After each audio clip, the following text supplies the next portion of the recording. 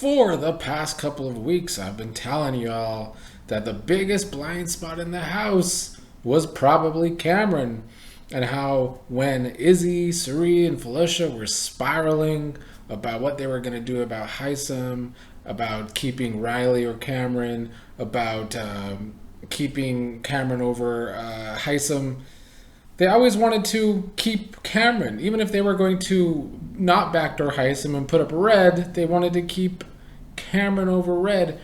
Cameron has been a blind spot for everybody, even Corey. If Corey wants to use Cameron as a weapon, it might be a little too early in the game to get what he wants. Cameron went and won the pressure cooker, which was good to see that competition back. I did enjoy it, although I think I enjoyed the feeds outside of the pressure cooker a little more once Cirie, Jared, Izzy were eliminated and they got to go in the house with Felicia and just spiral and have drama with each other. And Cirie had to really try and lay into Jared that he's not playing a very good game because he's not telling them the right information when they need to know it. You know, Jared does do a lot of talking, and yet sometimes when it comes to passing information to some of his biggest allies in the house, he can do it all wrong, and Cirie had to really get into him for that, and Jared was sulking a lot of the night after that. You know, it was the mother-son relationship that we have been seeing play out, but it was nice to see it in a sense of Cirie kind of getting into her son, and then later having to also try and tend to his wounds after she laid into him. But honestly, those four, and people might disagree with this now, but and the Jared and Blue situation, kind of the show right now for me, because the gameplay this season, not great. I mean, socially and from Cirie, it's really great, but overall, there's a lot of sheep. There's a lot of people that don't even seem to know what the game is about, like Blue, who I think is just there for a showmance. But because it's kind of like a cheatmance with Blue and Jared both cheating on their significant others outside of the game, and then Jared shouting out his outside girlfriend on the live eviction episode when he's carrying on in the house with Blue. Very odd situation. Unless they have an open relationship, it's just very odd behavior from Jared in that situation.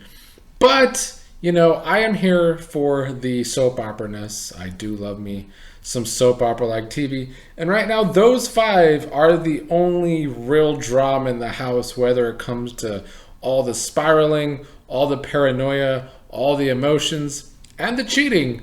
That's the soap opera stuff that we're getting out of the house. It comes down to them. So with Cameron winning, I know a lot of people are kind of hoping somebody from that side is going to go out. But once again, I have to reiterate, there is no sides. There are no sides.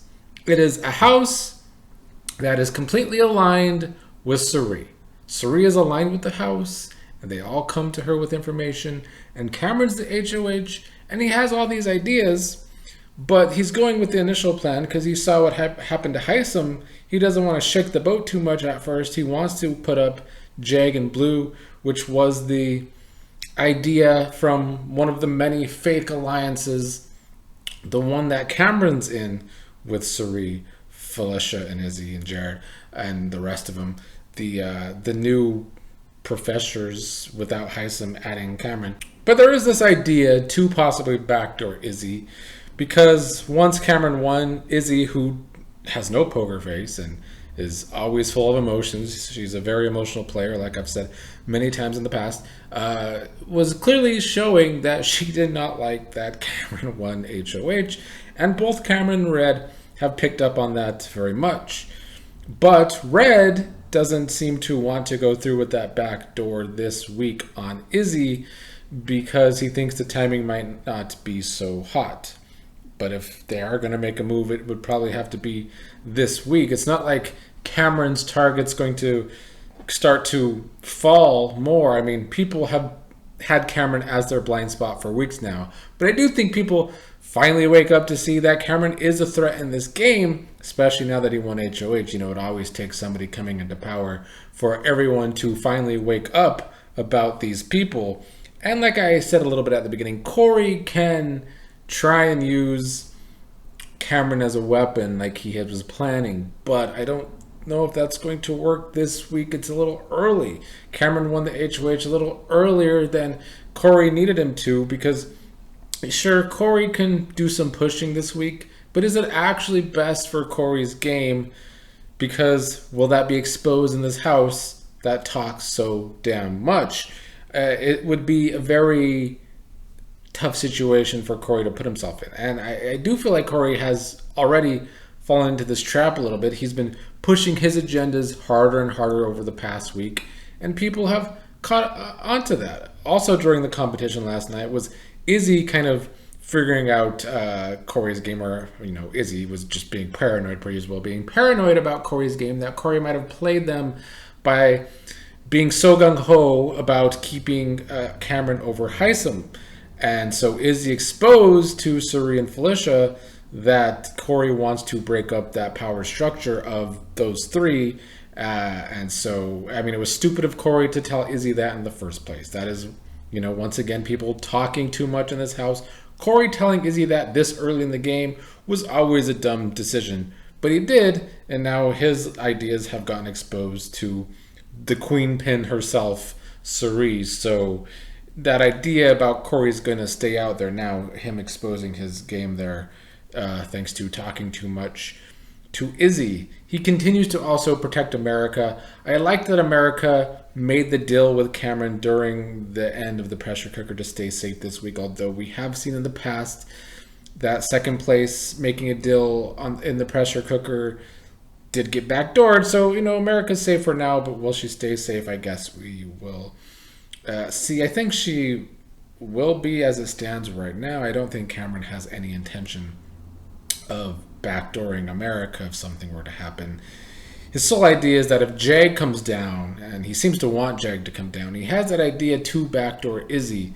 He is definitely contemplating that. I have liked Cameron's approach to this HOH as somebody that hasn't gotten a lot of information to now get information as HOH and, you know, make a decision on the back end of this week. He can go with the original plan that was planned from the alliance he thinks is real, even though it's fake, in putting up Jag and Blue.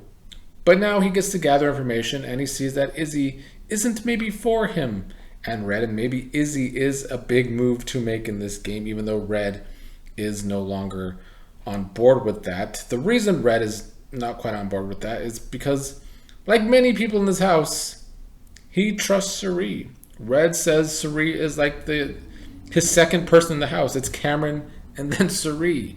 And then Matt also exposed Cameron to Cirie because Cameron told Matt his idea of his ideal group, and surprising no one, because I said this in week 1, I pointed it out. Probably one of the only people to point it out on YouTube that I saw, that there was this idea going around when Cameron convinced Riley who to be in the big alliance. And it wasn't Cirie and Felicia. No, it was trying to not have the minorities in this big alliance. He was definitely trying to put all the white people in the big alliance. I said that in week 1. You could go back and watch the video. And surprise, surprise, or no surprise at all, Cameron's ideal people to work with, all the white folks in the house. And I know people are making excuses. Oh, Cameron doesn't have a choice because all the minorities are working together. Nobody's working with anybody. All these alliances are fake. And Cameron has had this idea from the beginning. You could go back and watch his conversation with Riley late in the HOH room and how he did not want minorities in that alliance. He was trying to talk Riley out of everyone. He couldn't talk Riley out of Blue and Jay because she was so close to them. But now he can want all the white people in alliance. And that is problematic to me. I don't really care about any excuses. You could save those excuses for people that have an IQ of 13. But yeah, also the whole power thing, this power that we're gonna vote for, like, I don't vote in these polls ever on Big Brother because I don't care. I hate their twists, and I think this is a very uncreative twist I said after week 1 that if we were going to have an eviction, they were going to have a week where there's probably nobody going home. And that seems to be what their plan is, to give somebody the power of invincibility and basically have nobody go home one of the next 2 weeks. Which, as much as I don't like Cameron, I think is screwed up that he can win the pressure cooker, the second longest endurance competition in Big Brother history, and then his HOH means nothing in the end because of a power. I don't like those kind of powers. I think it's very uncreative. And I think if this was going to be your twist, then you should have just had nobody go home week 1 in the first place.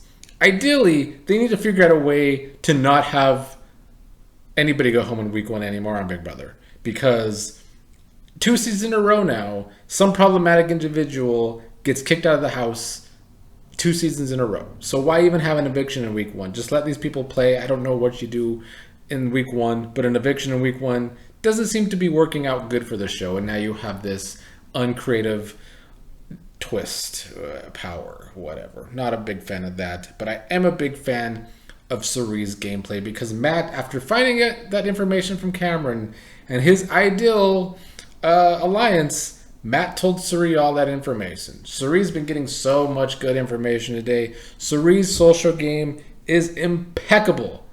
She is just far and above so many players because of how great her social game is. Sure, she could be as paranoid as she is in this game, and she has been very messy these past 2 weeks thanks to her alliance also being very messy. But socially, she is unmatched. These people trust her so much, and she didn't have weeks of safety like Paul in Big Brother 19 to build upon. No, she's had no safety. She is just pure social gold when it comes to playing this game, and watching her get information today has been pretty fun to see. But yeah, so as it stands right now, Jag and Blue have been nominated by Cameron, but he might have a backdoor plan on Izzy. We will see how it all plays out. I don't want Izzy to go home. I'm sorry. I know people get annoyed by Izzy. I know people want somebody from Cirie's main power structure to go home.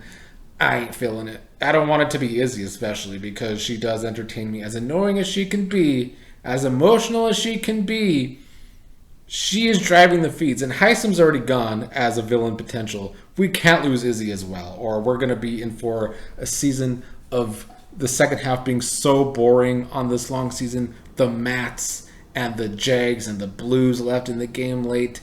I will be bored out of my mind.